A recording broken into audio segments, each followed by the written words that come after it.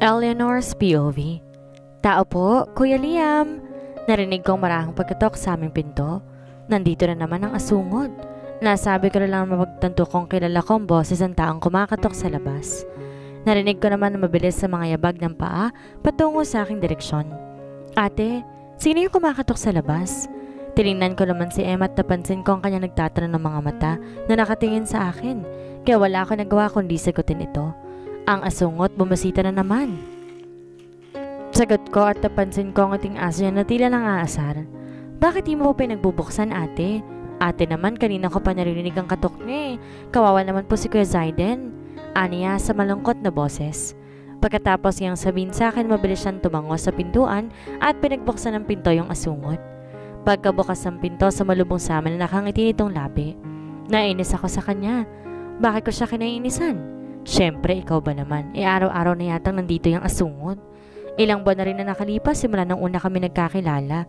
Naging close sila ni Kuya noon, kaya ngayon, malaya siyang bumisita dito. Walang ginawa dito sa bahay kundi asarin at tutusan ako ng dahil lang sa bisita namin siya. Nakakainis pa dahil naagaw niyo yung dapat ay atensyon ng mga kapatid ko sa akin. Mula dito sa kinatatayuan ko, itanaw ko ang pagngiti niya sa aking kapatid.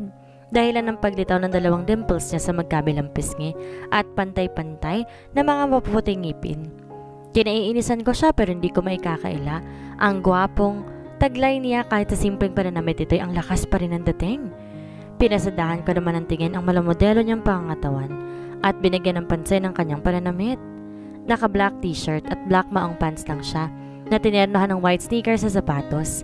At dahil sa suot niyang black shirt ay mas lalong tumingkad ang kaputian niya na kinahiya ko dahil di kasing puti ng balat niya ang balat ko. Bakit ko ba siya pinupuri? Hindi maiwasang tanong ko sa aking sarili.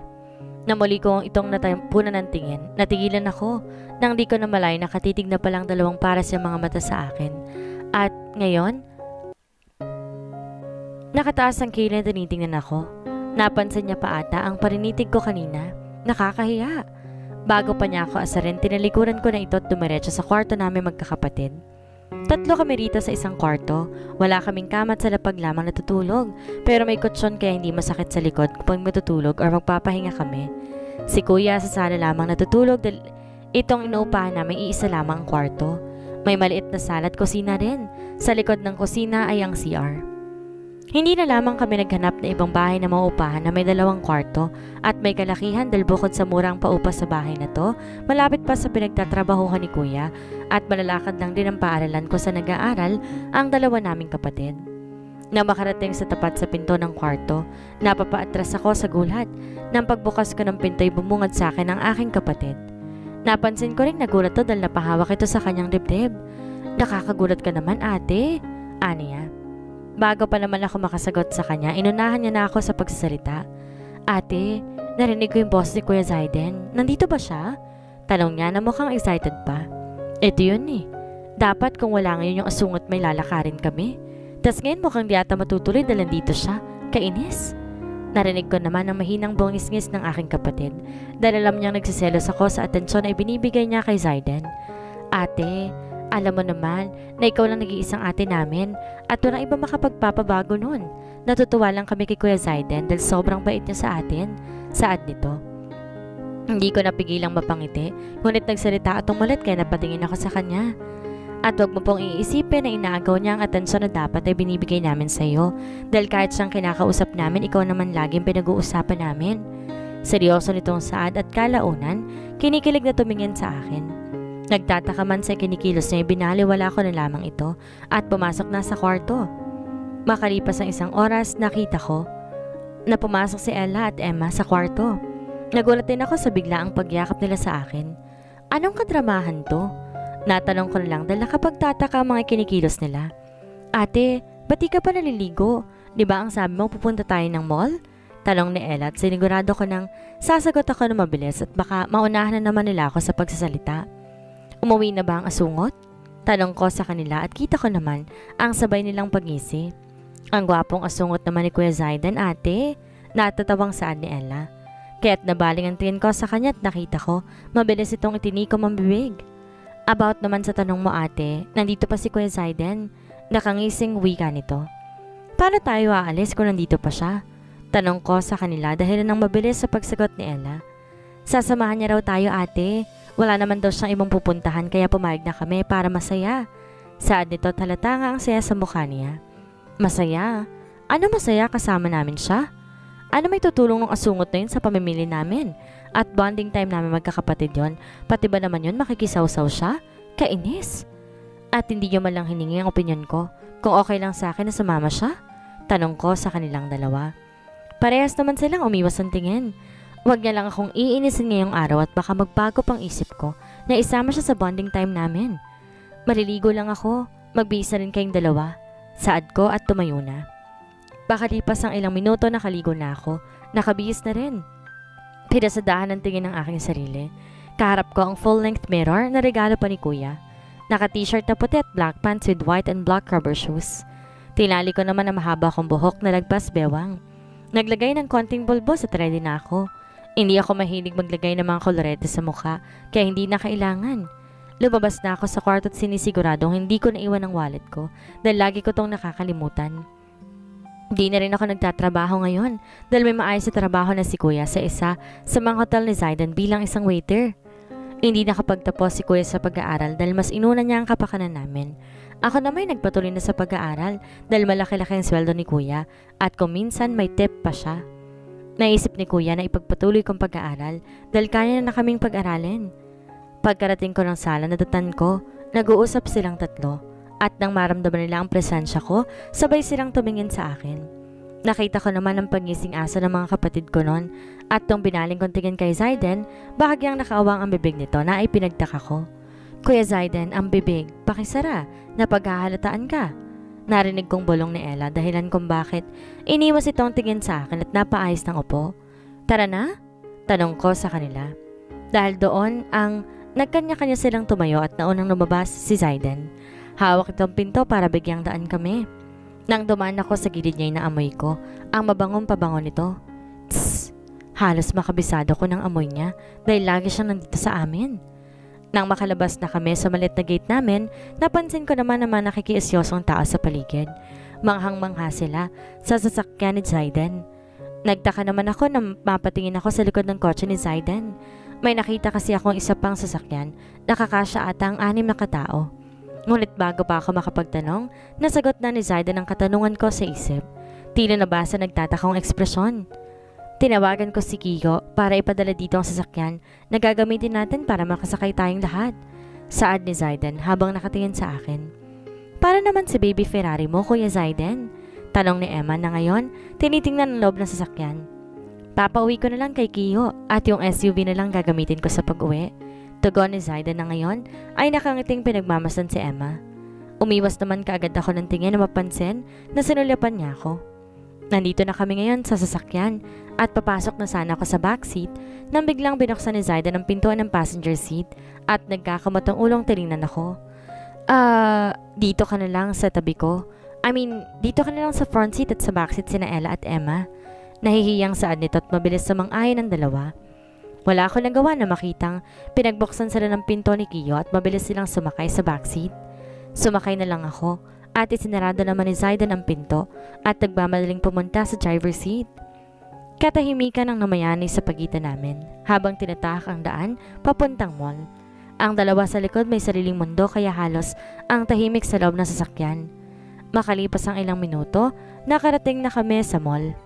At nagtaka naman ako dahil papasok namin sa loob ay halos tinignan kami ng mga tao.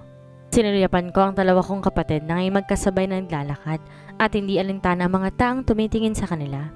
Tol, chicks oh? Kung ganyan kagandang girlfriend ko, ipagyayabang ko talaga sa pamilya ko. Oo nga tol, ang ganda niya, sarap ligawan. Nainis naman ako sa narinig ko at binilisan ng paglalakad. Ganyan kayo, pag maganda ipagmamayabang at liligawan, para naman yung mga hindi kagandahan, hindi isasama sa mga gatherings ng barkada at pamilya dahil kinakahiya. Naglakad ako na mabilis at pinagsawalang bahala ang aking mga napapansin. Makalipas ang 1 oras at kalahati na bilinan namin ang mga dapat bilhin. Nakakain na rin kami. Ngayon hinihintay ko na lamang ang paglabas ng mga kapatid ko sa CR at uuwi na rin. Si Zaidan naman nauna na dahil dinala na niya sa sasakyan ang mga pinabili namin. Nang makalabas sila, umalis na agad kami at dumiretso sa parking lot. Habang naglalakad kami patungo na sa sasakyan ni Zayden, biglang may tumawag sa pangalan ko. Hinanap ko naman kung saan direksyon galing ang tumawag. Nakita ko naman kaagad na si Noah pala iyon. Kaklase ko. Napansin ko ring papalapit siya kung nasaan kami ngayon. Ate, mauna na kami ng sasakyan ha? Sumunod ka na lang pagkatapos. Sabi ni Ella at sinulyapan pa si Noah. Pagkatapos yung sabihin yon, sabay na silang umalis ni Emma. Pagkaalis ay sakto namang nasa harapan ko na si Noah. Napansin ko naman ang sandali niyang pagtitig sa akin. Lahi niyo yata ang magaganda, no? Pati ang mga kapatid mo ang gaganda, sabi niya. Pwede ba kitang makausap? Tanong nito na napakunot ng aking noo. Hindi pa ba tayo nag-uusap ngayon? Pabalik na tanong ko dahilan ng pag-awang ng labi niya na tinikom naman ito kaagad. Mahina tong tumikhim at tumingin muli sa akin. Pauwi na kasi kami, sabi ko. Gusto ko lang sanang sabihin sa'yo na matagal na kitang gusto. Tatanungin ko lang sana kung may boyfriend ka na. Kasi kung wala, liligawan sana kita. Porsigido niyang saan. Ang bilis niya naman. Kakaamin pa lang niya gusto niya ako tapos nasa ligawan stage na kaagad siya. Sasagutin ko na sana ang tanong niya nang bigla may asungot na sumingit sa usapan. At sa tingin mo'y hahayaan kitang ligawan mo siya? Narinig kong sabi ni Zayden at bigla siyang pabagitna dahilan kung bakit di ko na makita si Noah. Sino ka ba sa akala mo para sabihin sa akin yan? Boyfriend mo ba siya? Sa pagkakaalala ko kasi wala siyang boyfriend. Narinig ko pang sabi ni Noah. Sino ka ba sa akala mo para sabihin sa akin yan? Boyfriend mo ba siya? Sa pagkakaalala ko kasi wala siyang boyfriend. Bobo ka pala eh. Napansin kong pag-abante ni Zayden kaya hinawakan ko kaagad ang dulo ng damit niya. Alam mo naman palang wala siyang boyfriend. Nagtatanong ka ba kung may boyfriend siya at kung wala liligawan mo? Hinila ko ang likod ng damit ni Zayden para tumigil na siya at umalis na lamang kami. Ang init na ng ulo niya, ngunit hindi ata siya papaawat. Abat, gago ka pala eh. Nakita ko naman ang mabilis sa pagkilo sa Zayden at pinigilan gamit ang kamay niya ang ngayon ay gigil na kamao ni Noah. Nagulat naman ako dahil di ko akalain na gagawin niyo ni Noah. Susugod sana siyang muli nang bigla, inunahan na siya ng suntok ni Zayden na kinasigaw ng dalawang kapatid ko. Hindi ko na malay, nasa tabi ko na pala sila. Nakita namin ang hirap ng pagtayo ni Noah dahil sa lakas ng suntok ni Zayden, natumba ito at marahas idinuraan dugo sa kanyang bibig. Bago pa man sila magkasuntukang muli, pumagitna na ako at kinausap na maayos si Noah. Noah, please, tama na. Sa school na lang tayo mag-usap. Huwag ba namang idaan sa init ng ulo lahat, please. Nagmamakaawa kung saan. Ayoko may mangyaring masama sa kanilang dalawa nang dahil lang sa akin. Tinignan ko naman siya sa mata na matagal at nang hindi ko pa rin ibinibitaw ang tingin sa kanya, ay napansin kong paglambot ng kanyang tingin sa akin. Sige, sa school na lang tayo mag-usap, Eleanor. Pagsukong sabi nito at patalikod na sana nang biglang sumigaw si Zayden. Duwag! Bakit di tayo mag-usap? Dito, walang mag-uusap sa school. Narinig kong sigaw ng isip bata na si Zayden. Naiinis ako sa kanya, sa totoo lang. Binaling kong muli ang tingin kay Noah at napansing susugod sanang muli sang pigilan ko siya at tinawakan ng braso niya. Nararamdaman ko namang napatigil siya. Eleanor, bitawan mong braso niya. Nang gagalaitin na sigaw ni Zayden sa likod ko nang ipinipigilan ng mga kapatid ko. Nakita ko namang hirap na sila sa pagpigil kay Zayden kaya binitawan ko na lamang ang braso ni Noah. Noah, please. Napansin ko ang pagbuntong hininga nito. At tinalikuran ako ng walang pasabi. Hoy, duwag. Ano? Aalis ka na lang? Ngayon kayo mag-usap? Inis ko namang binalingan si Zayden at kahit ako, nagulat dahil nasigawan ko siya. Zayden, ano ba? Sigaw ko sa kanya na dahilan ng pagtigil nito at pag-awang ng kanyang bibig. Sinisigawan mo ba ako? Tanong nito na parang wala sa sarili. Ito ang unang pagkakataon na sinigawan ko siya. Hindi nakatakas sa akin pa rin ang papalayong figura ng mga kapatid ko. Zayden, ano bang problema mo? Inis kong tanong sa kanya at napansin ko naman ang pagdaan ng sakit sa mga mata niya. Ikaw ang problema ko, Eleanor. Alam mo ba yon? Ani niya na kayo seryoso akong tinitigan. Ikaw ang problema ko dahil ang manhid mo at hindi mo napapansin na may gusto ko sa'yo. At ngayon tinatanong mo kung bakit ako nagkakaganito? Ani niya na kinatigil ko at ilang segundo pa bago ako makapagsalita dahil sa gulat na narinig ko mula sa kanya. Gusto mo ako? Tanong ko dahil hindi ako naniniwala sa sinabi niya. Oo, Eleanor. Gusto kita at mahal na nga din kita eh. Mahal na mahal. At hindi ko akalain na doon pala magsisimulang magbagong mundo ko. Ang mundo kong ikaw na palang magpapaikot at magbibigay buhay sa puso ko.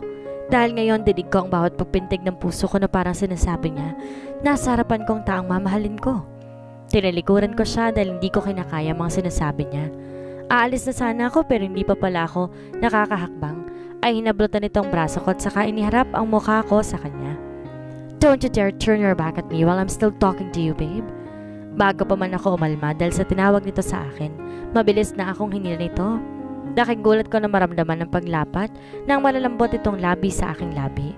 Natulala ako at parang naging tuod habang tinititigan ang mukha ng lalaking nasa aking harapan. Nakapikit ang kanyang mga mata nang tingnan ko ito.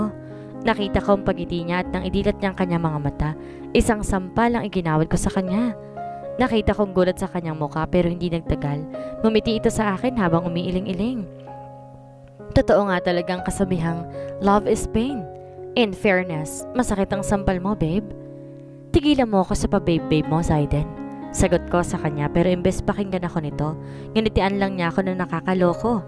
So, what do you want me to call you then? Para nang aasar-asar pa nitong tanong sa akin. Wala kang itatawag sa aking hinayupak ka. Pagkasabi ko nun mabilis ko itong tinalikuran. Iniwan ko siyang mag-isa kung saan siya nakatayo. Ayaw ko na sanang bumalik sa sasakyan niya. Gusto ko sana umuwi na lang mag-isa ang kaso, hindi ko rin po pwedeng iwan ng mga kapatid ko. May tiwala naman ako sa kanya pero gusto kong sabay kaming aalis. Sabay rin kaming babalik. Pagdating ko na sasakyan, binuksan ko na agad ang front door ng sasakyan, sabay upo. Sinulipan ko ang aking mga kapatid sa rearview mirror at nakitang tulog ang mga ito. Nakita ko naman na mabilis ang pagsakay ni Zaiden kaya iniharap ko kaagad ang aking mukha sa bintana ng sasakyan. Narinig ko ang kanyang pagtikhim, ngunit binaliwala ko lamang iyon. Ang awkward ng atmosphere dahil din siguro sa katahimikan ng paligid. Hanggang ngayon nalakas pa rin ang kabog ng aking dibdib, lalo na't nasa malapit lamang siya. Babe, hindi ka ba nagugutom? Sasagot pa sana ako sa sinabi niya, ngunit may naunang nag-react sa akin. Dinig ko ang mga bulungan ng dalawa kong kapatid, kahit nakapikit pa rin ang kanilang mga mata, at ngayon ko lang napagtanto na nagtutulog-tulugan lamang pala sila. OMG, narinig mo ba yon, sis? OMG rin? Yes, sis. Dinig na dinig ko kaya. Maiinis sana ako sa kanila dahil nagpanggap lang pala silang tulog nang mapansin kong mabilis ang pagpikit ng isang mata ni Ella. Napangisi na lamang ako sa mga ito. Narinig ko rin ang marahang pagtawa ni Zaiden kaya tinignan ko siyang muli at sinamaan to ng tingin. Huwag mo ako matawag-tawag na babe. Galit kong sabi sa kanya na nagpatawa dito. Sabi ko nga sa'yo, diba? Ngayong alam mo nang nararamdaman ko para sa'yo. Di mo ako mapipigilan sa mga gusto kong gawin at sabihin. Babe? Salita niya habang nagdodrive at nakatingin sa daan. Kapansin-pansin ang panakanakang sulyap nito sa akin. Ewan ko sa'yo. Huwag mo na akong kausapin, wala akong pakialam. Sagot ko sa kanya. Habang patuloy sa pagkabog ang aking dibdib. Lumipas ang ilang minuto katahimikan ng namayani sa panig naming dalawa. At nang tignan ko ang dalawa kong kapatid napansin ko, tunay na nakatulog na nga ang mga ito. Nakita ko naman ang pangalan ng lugar sa taas ng isang bridge, kaya umayos na ako ng upo. Malapit na kami. Pagkalipas pa ng ilang minuto, nasa harap na kami ng bahay, kaya ginising ko ng dalawa na ngayon pawang nagkukusot ng mga mata. Ella, Emma, nandito na tayo, bumaba na kayo. Bago ko bumabay narinig ko pang reklamo nilang inaantok pa sila. Pagkababa ko na may nakita ko, bumaba na rin si Zaiden sa sakayan at pumunta sa likod ng sasakyan para kunin ang mga pinamili namin. Tumungo rin ako sa likod ng sasakyan para tulungan siya. Ngunit halos magpantig-anting ako sa panibagong tawag nito sa akin. Mahal ko, ako na. Ayokong napapagod ka. Maganda ka nilang na makakain natin dahil nagugutom ng asawa mo. Ano daw? Tss, ang kapal. Halos umusok ang ilong ko sa galit sa sinabi nito. Kaya bago ko pa siya masapak, umalis na ako. Nakakaimbyar na. Habang humahakbang ako'y narinig ko ang pagtawa ng hayop na iyon. Mas lalo ko pang hinigpitan ang aking paa habang naglalakad upang kanyang malaman na hindi ako matutuwa sa mga inaasar niya sa akin. Pagpasok ko sa bahay, dumiretso agad ako sa kwarto dahil sa bad trip ko sa lalaking hudas na iyon. Hanggang ngayon hindi pa rin ako makaget over sa pagnako niya sa akin ng halik. My virgin lips. Nawala na lamang iyon ng ganon-ganon lamang. Shete siya. Isang oras na nakalipas sa maisipan kong lumabas ng kwarto. Silulyapan ko pang wall clock sa dingding naming plywood at doon ay napansin kong mag-aalas 5 na pala ng hapon. Lumabas ako at dumiretso kaagad sa sala sa pag-aakalang umalis na yung asungot. Pero paglabas ko'y nakita ko mga pinamili nito. Ibig sabihin narito pang impakto.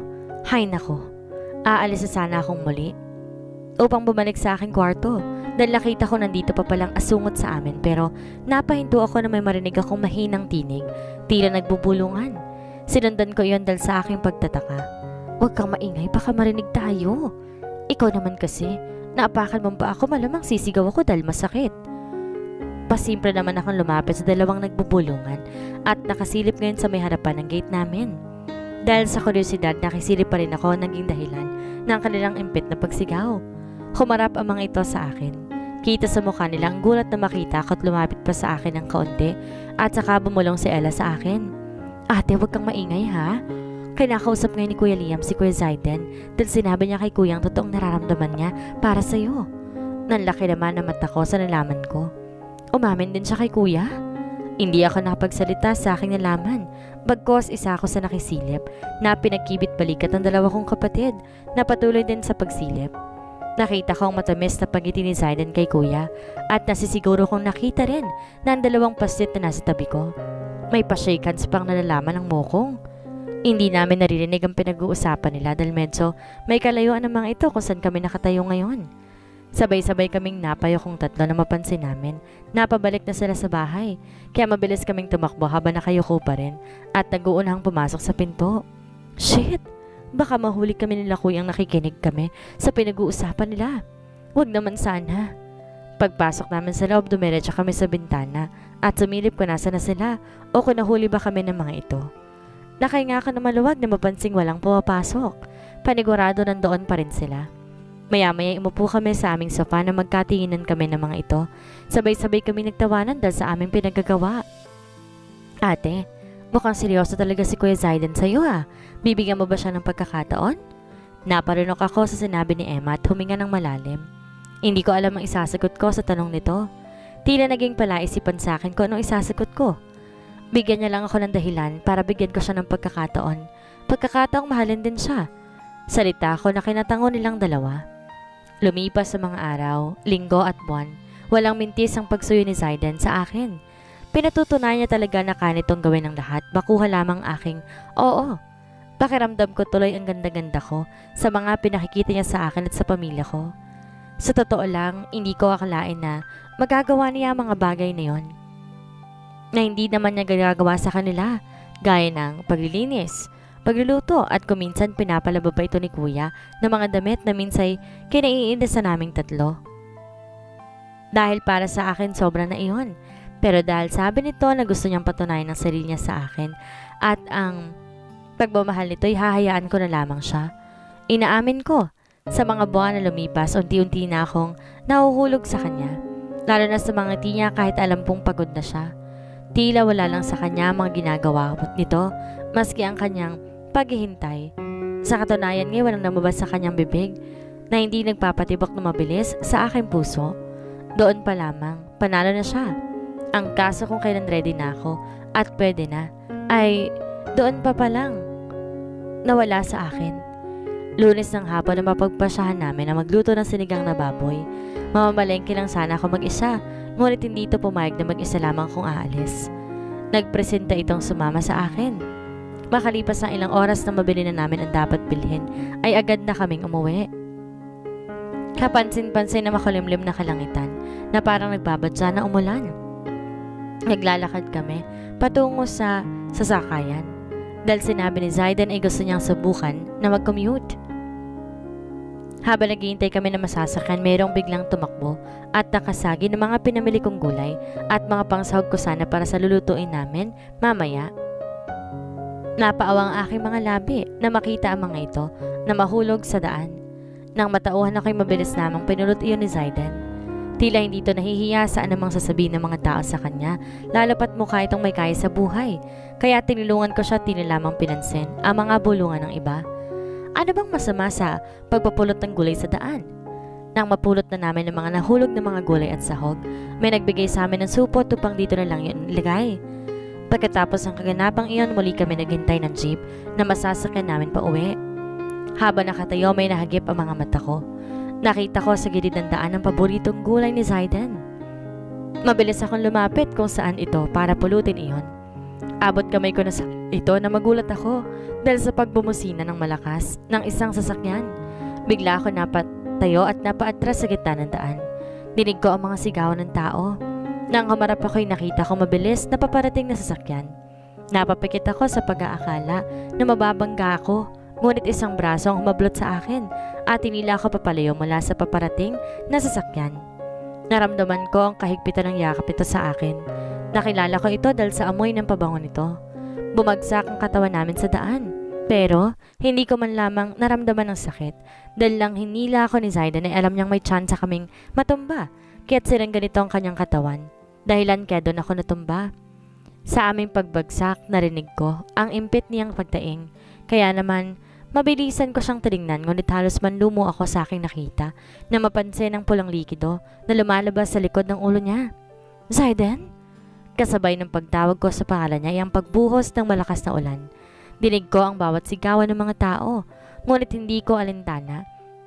Dahil nakafocus ang mga mata ko kay Zayden. Kita ko ang kanyang hirap sa pagmulat ng kanyang mga mata. Ngunit bago pa man mangyari yon, may sinabi pa siya sa akin na mas lalo pang nagpaiyak sa akin. Nilapitan ko siya.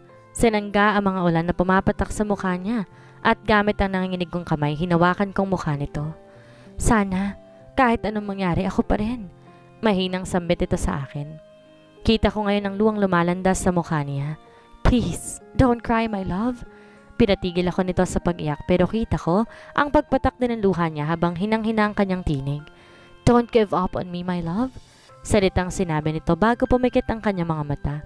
Hindi ko alam pero sumisikip ang aking dibdib. Bakit ngayon pa ito nangyari?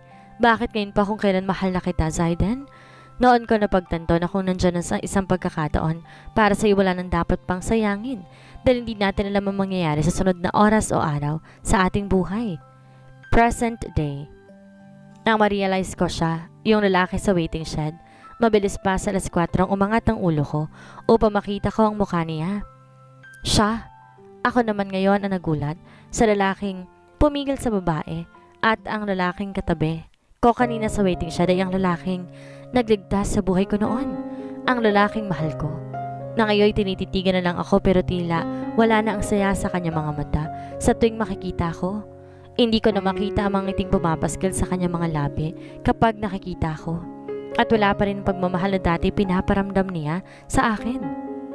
Alam ko kapag nakita kaming dalawang muli ay wala na ang pagmamahal nito sa akin.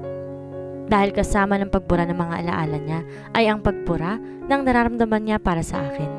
Zayden? Salitang aking nasambit dahil hindi pa rin ako makapaniwalang nandito siya. Bumalik na ang taong mahal ko, ngunit hindi ang kanyang puso. Hindi na siya gaya ng dati.